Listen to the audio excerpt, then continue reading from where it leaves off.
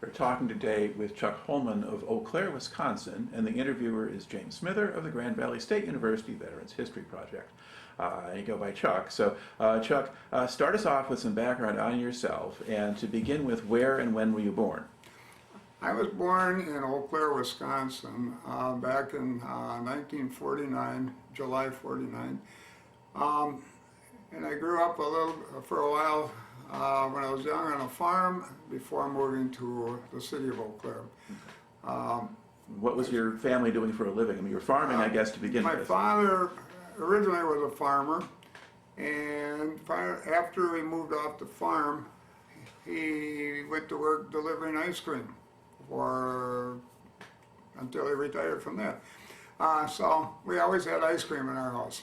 It was a very nice experience. I had 8 brothers and sisters, so there was always a lot of ice cream. Okay. Let's see. And did you from high school?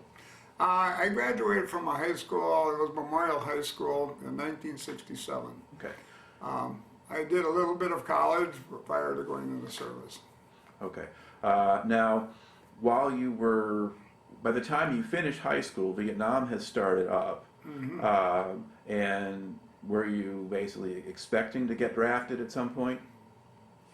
I wasn't really expecting it, but like everybody else, they had a draft and thought, I guess it did hang over everybody's head, not knowing where you were going to end up with the drawings. So I was in school for a short while, and once I got out of the school, I knew my time was almost up, so I enlisted. Okay. So when did you actually enlist? I enlisted in 1979. It would have been 69? Yeah, 69. 69, yeah. In early 69. It would have been about May. I took a 3-month delayed entry. May, June, July, August. Yeah, that would have been right. Early May. And so I finally went into the active army in early August, 6 August 1969. Okay. Now, at this point, had you been working? I worked for actually a company that manufactured 105 and 155 projectiles. Okay. So it was a military ordnance type building, but it was just making the shells, and I was worked for that company. So. Okay. And were you married at the time? Actually, let's see. No, I wasn't married. I had to stop and think. No, I didn't get married until after I was in the service. Okay. So. Okay, that's right. All right. So you go off, and then where do you report for basic training? My basic training was that we flew down to Fort Bragg, and we were there in the fall, so it was just starting to get cooler. And once we graduated from there, I ended up at Fort Eustis. Okay, so it's back up now to Fort Bragg. A lot of people today have never served in the military. They don't even know what basic training is. Okay. Can you describe a little bit what that was like? Fort Bragg. Fort Bragg was also the home of the 82nd Airborne, and the Special Forces. So we had a lot of variety of people running around that place. But as for a basic training unit, I'm looking at the sky here thinking, but I'm trying to think of how many different companies were there, but it was just one of a number of basic training places. And well, mostly what we're interested in is what happened to you. Oh, what happened to me? Well, okay. Not a lot. It was just a day by day. I realized then you just go along with the training program, and whatever they had coming up, everybody else had made it through. So I guess I thought I could do it too. So you figured out that you would just go with the flow. So what do you spend most of your time doing in basic training? Oh. Well, there wasn't any way to hide out from anything. So okay. What did I do most of the time? We had friends. We would probably just hang around talk. Well, no, I meant actually the training itself. Oh, the training. I'm sorry. Is it like close order drill or field exercises or weapons? Oh, yes. We had all the basic exercises, daily exercises. We out to the ranges. We took our our hikes, full packs, whatnot. Let's see, 52 years ago, I'm thinking back. Well, how much emphasis was there on discipline? Discipline was very, very strong, and from what I've seen, I guess that would be basically every service, getting you used to a command of somebody. So you were always doing what somebody else told you to do. I guess that would be one way to say it. All right. A superior officer of some sort, or enlisted, or whatever. Or the sergeants in a lot of cases. Sergeants, Yeah. yes. So let's see. So thinking All right. back here. Well, okay.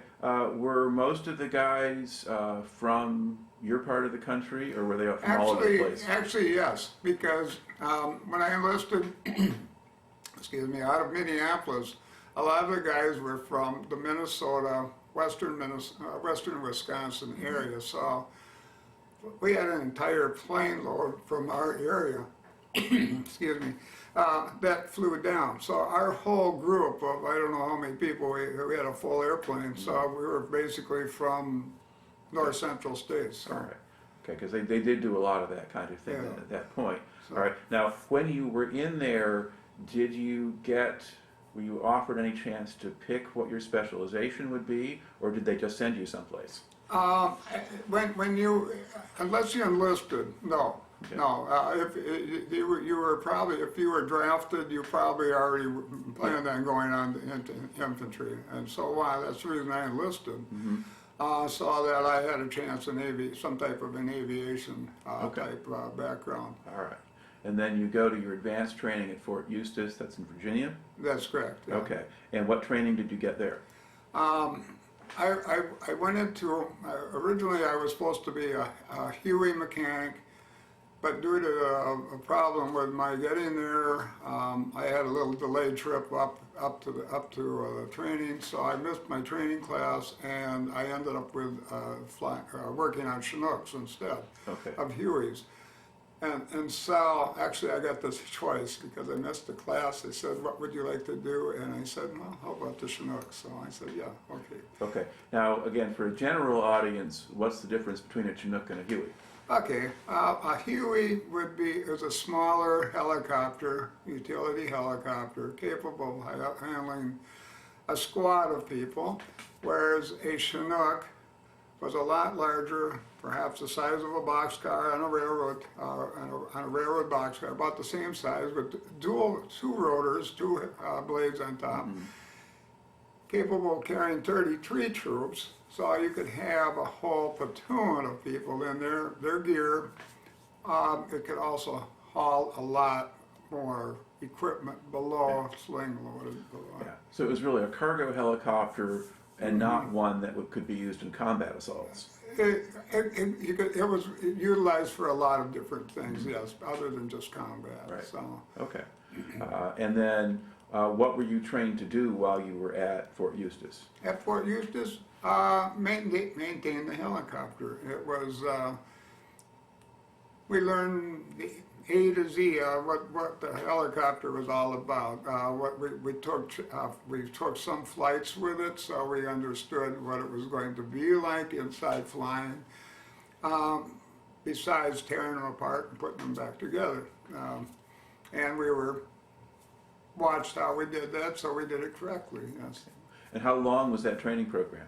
Our training program was about, if I remember correctly, it was about 15 weeks, 16 weeks, something like that. Okay, so close to 4 About 4 months, roughly, yeah. All right. So by the time you're getting there now, we're getting kind of toward the end of, let's see, you enlisted in... Yeah, you're already into the spring of 1970. Right, So we've already, in fact, I was allowed to, we were all in training, we were allowed to go home 2 weeks for Christmas vacation, which was kind of nice, was surprise. I got married then, and went back as a married person, so when I finished up my class there in, I believe it was February, someplace in there, we were waiting for assignments. It took a while before we finally got our orders and that, but my class went to Vietnam. eventually, and I stayed home for a short while, well, till my daughter was born, and then I Okay. flew to Vietnam. So did you stay, where were you stationed then while you were waiting to go to Vietnam? Did you just stay at Fort Eustis or did you We go? stayed at Fort Eustis, yeah. We Okay. pulled a lot of KP. All right. And now did your wife come out and join you out there or did she stay home? No, she stayed back in Wisconsin. So. Okay. Yeah, because you were going to be leaving soon enough anyway. Yeah, exactly. So yeah. you kind of go Yeah, on. we were only a private then, so we weren't paid a lot of money. So. Right. So how did your wife feel about your heading off to Vietnam? Well, not excited. Not excited. So she was a little more excited when I came home, I think. But, Okay. But when she married you, she understood this is probably what she was getting into. Yeah, she did. So. Okay. All right. So when do you actually go to Vietnam? After my daughter, I got to stay home for a couple of weeks extra after the other guys left. I got to stay home in case there was any problems with my daughter being born. And once she was born, off I went to Oakland for a week, and then they flew me to Vietnam. Okay. So what's the approximate date for that? That was approximately, 28, early June. So I was about I think it was about 10th of June, Okay. 11th of June, I finally arrived in Vietnam. Okay. So. And how did they get you to Vietnam? 707. Old jet plane. Yeah, we flew over there on our own jet. It was nonstop. No, actually, we stopped in Hawaii, picked up and dropped off a few people, and we stopped at Midway, dropped off a few people, picked up a few people, and flew on to Vietnam. So it was kind of like a military. I don't know What was it? Was it a military transport or a chartered civilian jet? It was chartered civilian. Yeah, because you had like regular seats. Yeah. Okay. And then where do you land in Vietnam? We landed in Bien Hoa, down Near in the Saigon. south end. Yeah. And then you got reassigned. We were there a couple of days, and then we got assigned to wherever we were going. And I was assigned to the 101st, way up in the north end of South Vietnam. Okay. So to back up, when you land in Vietnam, what's your first impression of Vietnam when you get there? Okay, it wasn't Wisconsin. It was, okay. There was a lot of dirt. By that time, there was a lot of primitive buildings have been constructed, a lot of dirt moved around. There was a lot of aircraft. We're near an Air Force base. It was warm, it was muggy, it wasn't spring in Wisconsin again. Yeah, it was something you're not used to. So. Okay. Did you remember if you landed during the day or at night? Now you got me there. Let's see, when did we land? I think it was late evening. It was still sunset, Okay. but it was still light enough to see everything. Okay. Yeah, All right, because all right. when they took us over to where we were staying, it was already dark. So. All right. And were you just staying somewhere on the base? We Or did you go to stayed, different- there was an area set up for anybody in transit coming in. It was kind of a assignment area Yeah. where you come and stay. Yeah, but you weren't going off the base or traveling anywhere else. No. Okay. We had no place. No, we knew nothing. Okay. Well, sometimes they landed at one place and then went to another one in a bus or something, and there's different stories for that. But okay, so you're there. You get assigned to the 101st Airborne Division, and then what unit in the 101st? Okay, well, first off, they sent us, once we arrived in Phu Bai, which is up in the 101st, up in the north end, south of Way, Yeah. they threw us on trucks and drove us all the way, I don't know how many hours, a couple hours, 2 or 3 hours, up to Camp Evans. Yeah. And that's where we checked in for another week to learn about what we had to do, regardless of our MOS. We learned about Vietnam and what it was like to run around and out into the streams. And I remember crawling through rivers, and regardless of what you were going to do, you learned all about Vietnam a little bit. And a crash course, you got to sit in a bunker. I remember they telling you you got to fire your weapons once in a while, and just to make you feel better, I think. But Okay. Now, during your various stages of training, I mean, did you have any weapons training after basic?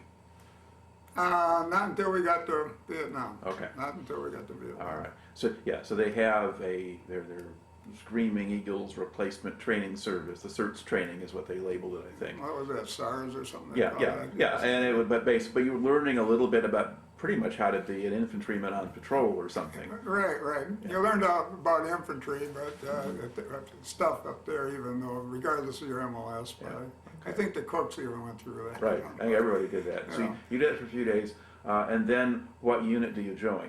And then they sent me down. I was assigned to A Company of the 159th Assault Helicopter Battalion. Okay. And so that was at Phu Bai. All right. Now, was that a Chinook unit or a Huey unit? It was a Chinook. Okay. Our entire battalion was Chinooks, of which there was 3 companies and a headquarters company. So. Okay. Now, once you join them, what are your actual duties? Because of my training, like most of us in the unit, I was assigned. Well, actually, they asked me if I wanted to be part of a flight platoon, and I joined one of the 2 flight platoons. Okay. So you're flying. So you're not just staying on the base fixing the helicopters. You're also flying with them. Well, actually, we flew with the aircraft. Right. We did not stay on the base. That was the option. We could have stayed or flown. We joined the flight platoon. So I flew for the first 5 weeks I was there. Okay. And so you don't really have work to do as a mechanic unless there's something that goes wrong while you're in the air. Nothing so much in the air, but it's mostly on the ground maintenance, on the actual air. I was a crew chief and I was assisting the flight engineer. So I was really we were large enough that we had 2 people working on the aircraft, the boss and assistant. I would have been an assistant to the flight engineer. And so if he needed help with something, well, pass a can of oil or do this or that, he would tell me what to do. All right. Now, do you remember about what date you flew your first mission? Oh, golly, no. Was it end of June still? It would have been in June, yeah. It was because my last one was on the 18th of July. I'll always remember that. Yeah. But so 5 weeks prior to the 18th. Of Okay. So during those weeks before July 18th, can you describe a little bit the kinds of things you were doing and what things were like day to day? What it was like flying and that? Okay. Actually, it was a whole beautiful different world. Once you left the ground, you got rid of the dirt, you got rid of the humidity, you got up in the air and everything looked like a whole nice world. I remember the pilots, besides having the intercom on to talk to each other, they'd also have maybe one of the radio stations on, the Armed Forces radio, so you could listen to a little music and just stare out the window as long as you had nothing else to do. Then you'd come back to Earth in reality and maybe to the fire base and drop off your equipment, whatever you're doing, drop off people. And then back up in the air and back into your little temporary world again. Okay. And on the base, what kind of accommodations or quarters did you have? We started out with open bay buildings and with bunk beds and sharing it, and then eventually we built them into 4-man cubicles, these same buildings, so we had a little more privacy, our lockers, whatnot. I remember we had a little refrigerator, we had, one guy even had a little TV or something we could watch. We actually got TV, so Armed Forces TV or whatever. So it was, the guys I worked with, or bunked with, we were all mechanics or whatnot. So anyway, it was a primitive environment, but you all got along pretty good. So. It was also a good deal less primitive than what it would have been like if you were an infantryman out in the field. Oh, a lot better than what they had. Now, did it become scary at some point? Flying, that is. Well, there was interesting times.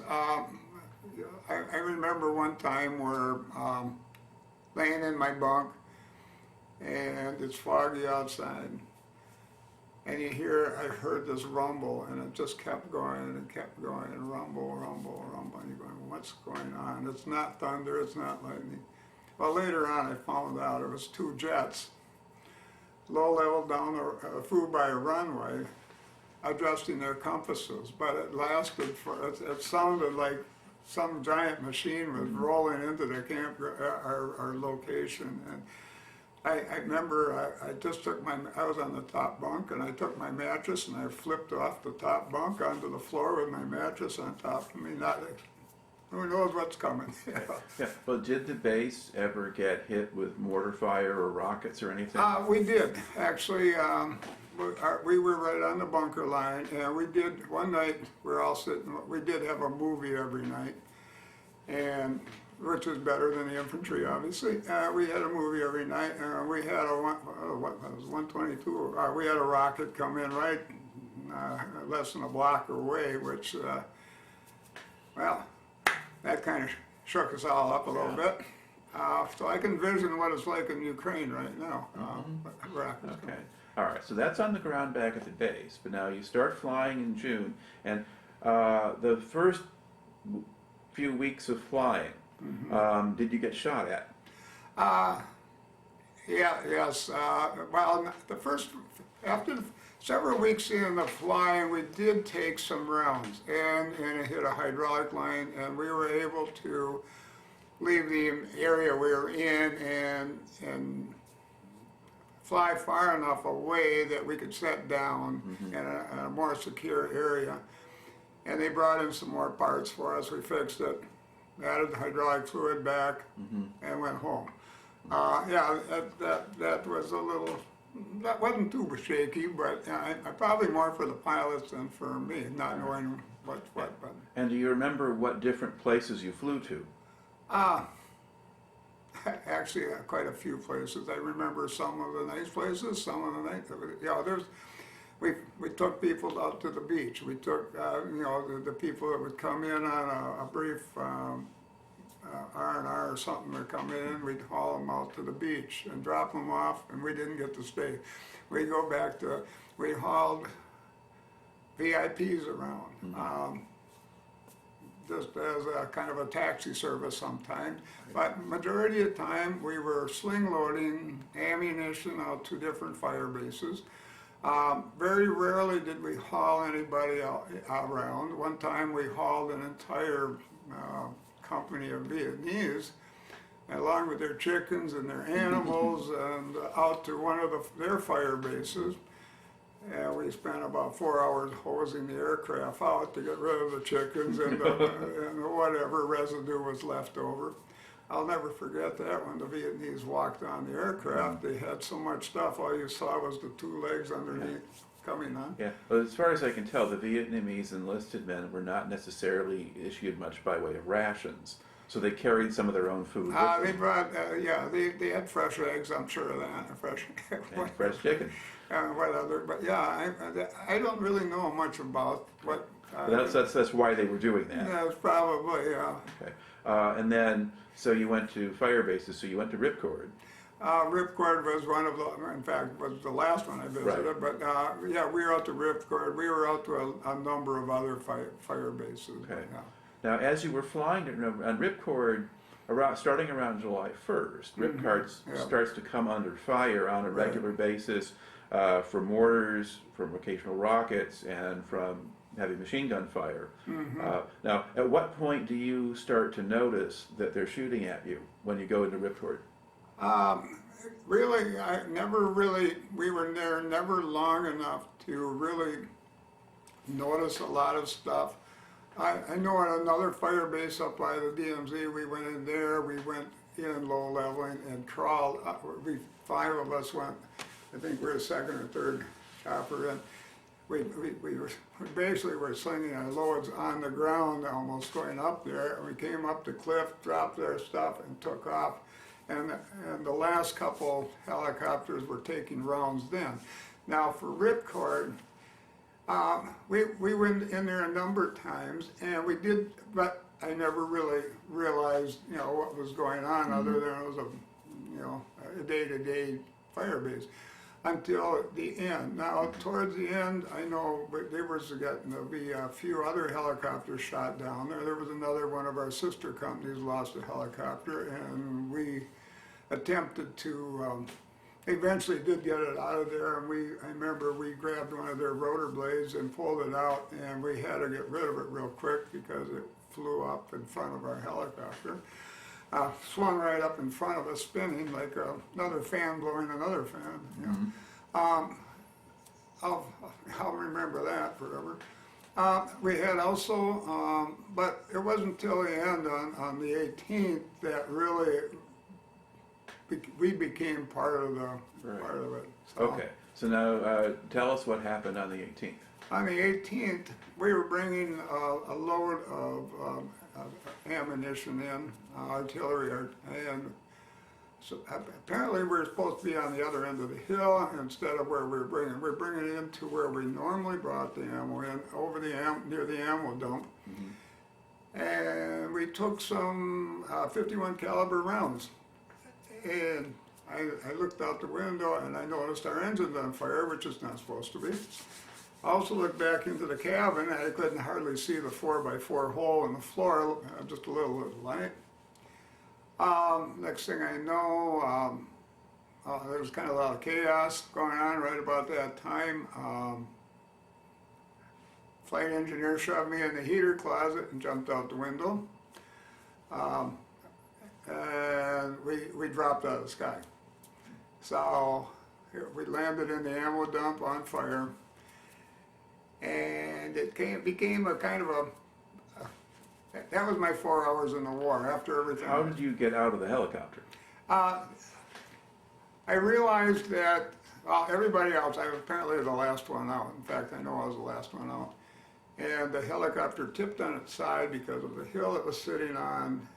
And once everything quieted down, I was able to crawl out the window, which is up in the air. You're climbing out of the top I now. used the aviation cabinet and the doors as a ladder, crawled out, jumped down. And there was all kinds of explosions and all kinds of stuff going on. And one of the guys said, here, you can duck into this bunker, and I spent a while in there. There's a little bit I'm skipping over, but eventually I ended up in a bunker, one of the artillery bunkers, and 4 hours later they were able. Somebody came in, they threw us on the helicopter and hauled us out of there. All right. Now, when that helicopter crashed, there was a man trapped underneath it. Mr. Walker. And were you aware of that when that was going on? Unfortunately, yes. I was aware of that when I jumped out, and nobody else was around. A guy walked up to me and asked if he could help anything, and I said, yeah, I could use a shovel. I was going to try to help, see if I can get him out. He was pinned under the helicopter, and his legs weren't. And so he found me a shovel, and I attempted to, and things just kept getting worse. And Well, it was on fire, wasn't it? Or... Yeah, well, yes, we just refueled. So we had, flying back out with the load, we probably used some of it, but we probably still had over 1,000 gallons of fuel left on the aircraft. And that was, the wind was blowing into it, so it was blowing away from us. But it was still already 3/4 consumed. So Yeah. by the time I got out. So it was, that was why I was kind of freaking out inside until Yeah. I realized that it wasn't going to blow up. So it took me up. Well, anyway.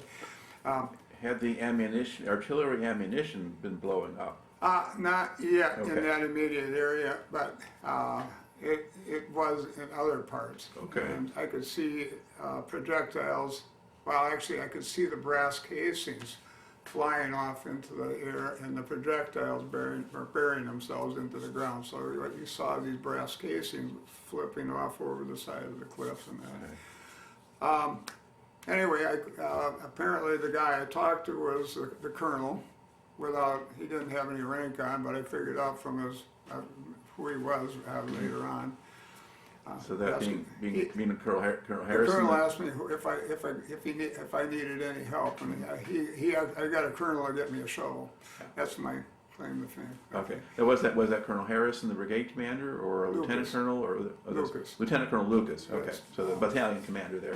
Yeah. Anyway, later on, I ended up in a bunker. There wasn't anything, unfortunately, I could help Yeah. Walker with. So So I continued on, and they were kind of leading me around, and the rest of my crew I had no clue where they were. Yeah. Until we got on 4 hours later when we all got together someplace and got on a helicopter. But I ended up there was 2 bunkers that containers or some type of So like Chinooks truck containers, bodies or yeah. something where the artillery were controlled from. Right. CS gas come in, I went over the top of the radius through an air vent into the next one, and eventually CS gas started coming in there, and one of the infantry guys gave me his gas mask to put on, and he said, I'm going to try this towel. I heard it works, a wet towel, and I still remember that guy, bless him. And sooner or later they came and said, hey, there's a helicopter coming in, somebody looking for somebody, and you guys are going out on it. So they got us together, and we left 4 hours later, so after we dropped in. That's got to be a pretty surreal experience.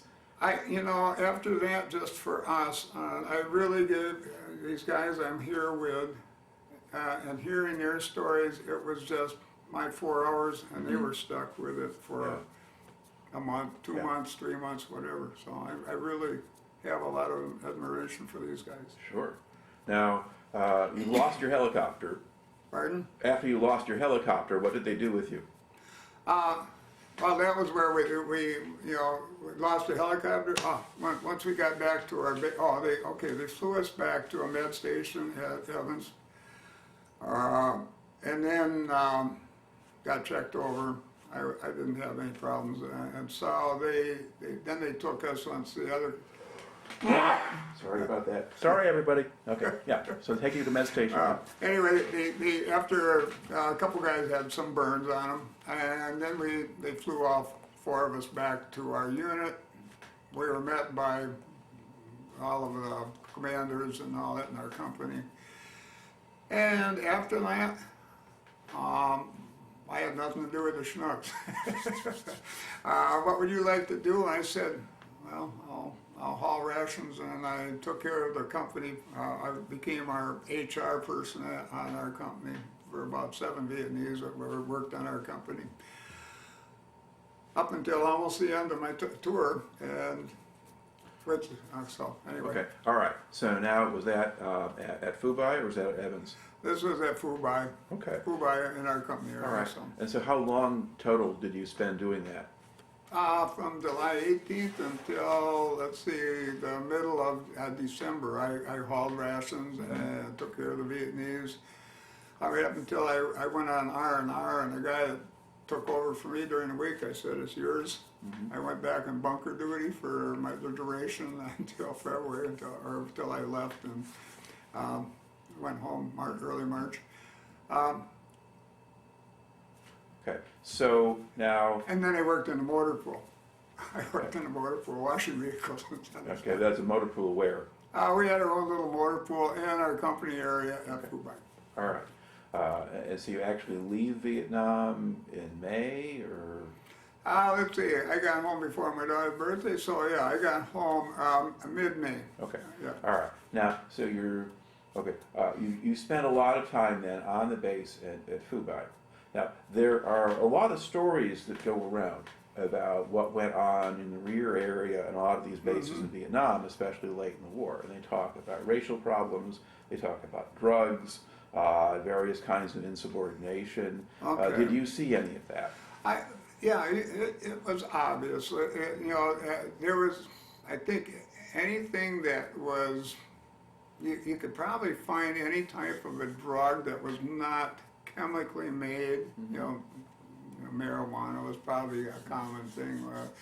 I knew of Speed being there. In fact, I had 4 dogs. One of them was named Speed because of the prior owner who took care of the dog before they went home.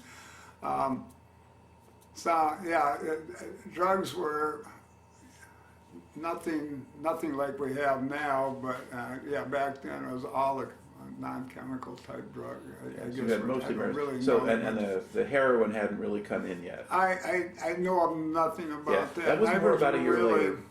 I stayed away from all that stuff. So, Okay. Now, as far as you can tell, did the drugs really have much effect on how well people got their jobs done? For the people in the aviation units, it wasn't that big of a thing. Maybe some of the maintenance guys might got into it a little more, but I didn't work in the hangar, so I really didn't hang around those people, or any of the people. So I really can't really say much about drugs. So there were drugs around, but it didn't really kind of intrude that much into your world. There was nothing like the meth these days, or like the other chemically made stuff. Right. And so marijuana, out on patrol, you could see. I couldn't tell if they're good or bad because I never tried it, but you could see 6 foot, 7 foot giant stalks of marijuana growing along. And in fact, one of the guys that. One of our Vietnamese that worked taking care of the outhouses I always remember him taking toilet paper, and he looked like he had an ice cream cone walking around, and I know darn well he was poking some of that stuff. Yeah. It was always funny because it looked like about an inch wide here, tapering down to whatever. I guess toilet paper has a use for some things. I guess so. Now, but were there racial problems? Racial problems, a little bit. I mean, everybody kind of had their little cliques and whatnot. We were fortunate enough to have all 3 clubs, officer, NCO, and enlisted. I don't really see, I know that everybody kind of stuck to their, whatever, their groups, but yet everybody worked together, so. Okay.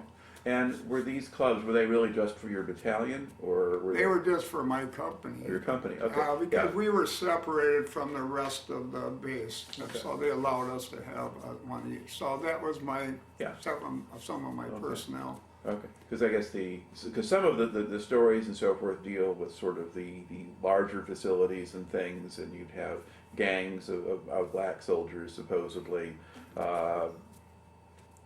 taking over things or doing their own and fights and things like that. But if you're really pretty much in the world of your own company, we're in our own little world, so we didn't really see what was going on, other than because we flew in and out. I probably got out more so picking up rations and driving around here and there, taking the club girls and person KPs out, back out. I'd get out more than most of the people did in the company, but so it's I even got to drive into Way sometimes, taking somebody up there or whatever. But there was a lot of interesting things that I'm coming from a small city. It was a whole new experience for me, but by the end, I grew up quick. What impression did you have of the Vietnamese themselves? Vietnamese, the ones I dealt with, I really enjoyed working with, and to this day, I know, because I dealt with university students back home, I've actually got students from Hanoi and wherever saying, "Come on over. We'll be happy to show you around." I just heard from one recently in Hanoi. She's about 30-some years old now, and well, I'd love to go back. I'd love to see where we've been. A lot of people probably don't want to go back, memories and that, but for me, I never really had a lot of bad memories, with the exception of Ripcord. All right. Now, so you finish your time in Vietnam. You get back home, basically May of '71. Are you still in the Army at that point, or did you get discharged when you get home? Actually, no, I was still in the Army. I had a month off, and I reported to Fort Bragg. Excuse me, that's where I went to Fort Hood in Texas. And between the time I came from Vietnam and reported into Fort Hood, the first cab had returned from Vietnam, which kind of surprised me when I reported in. We took over the 2nd Armored Division down there, all of their facilities, so we had no helicopters. instead of having three companies of Chinooks, we only had one, but we were all part of a battalion that was multiple different helicopters. So after I became a tool room clerk temporarily, and later on, actually, I reported in my commanding officer and the XO were two people they put on the airplanes in Vietnam, so they were kind of friends already when I reported in. And I'm still friends with them today. And so there was 5 of us in our company, including myself, in Texas from Vietnam. So we had we didn't have a clerk, but we already had friends to start with there. And my wife was with me and my daughter down in Colleen, and we were there. And then I had a 6-month early out of there, so in February of 70. 71? 71, yeah, that's right. Yeah, February 70, yeah. 70, Yeah, okay. right. A long time ago, yeah. All right, 71. or is it actually 71 or 70? Let's see, yeah, okay. So 71. Yeah, Okay. 71, So, February 18th. All right, and then you stayed in the reserves?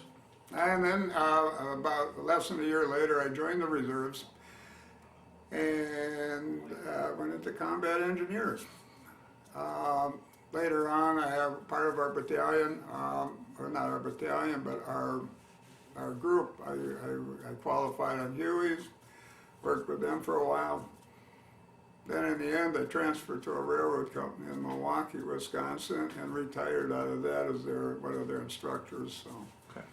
Now, when you got back from Vietnam, did you have any trouble sort of readjusting, or did it help you to still be in the Army for a while first? Actually, perhaps staying in the Army a little bit, yeah, for a while. And then after I got out, I went through training through vocational, or through our job services, and I found a job working for a department store for a few years and working with UPS and whatnot. And then later on, I became worked on the railroad, so full time. So. All right. You had mentioned being involved with a local college or something. In what capacity? My wife and I, we worked with exchange students. Currently, we have our 48th one that's going to school. Okay. We have kids all over the world, South America. We've got them in Malaysia, Asia, Japan, Germany. So we do get a chance to travel to a number of different countries occasionally.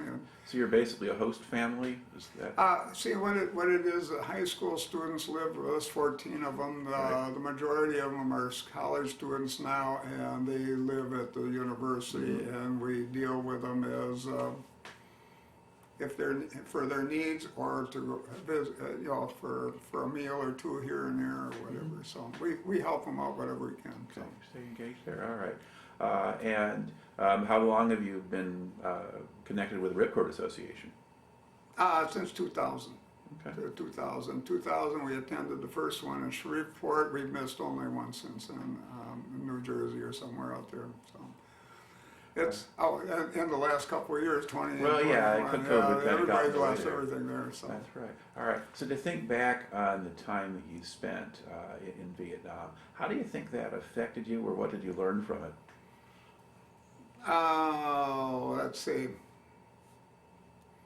I learned that I could spend time with a lot of officers and we had 40 officers in our aviation unit, so anytime I got into another unit with a 5 or 6, I treated them and they treated me just like, a human being. Mm-hmm. I wasn't afraid of them, they weren't, they had no reason to be afraid of me. Well, afraid or to look down on you, which is the They other didn't, possibility. they knew I'd been someplace, and so I never, they trusted some of the stuff I knew about. So, it's like my experiences were helpful to them in a lot of cases, hopefully.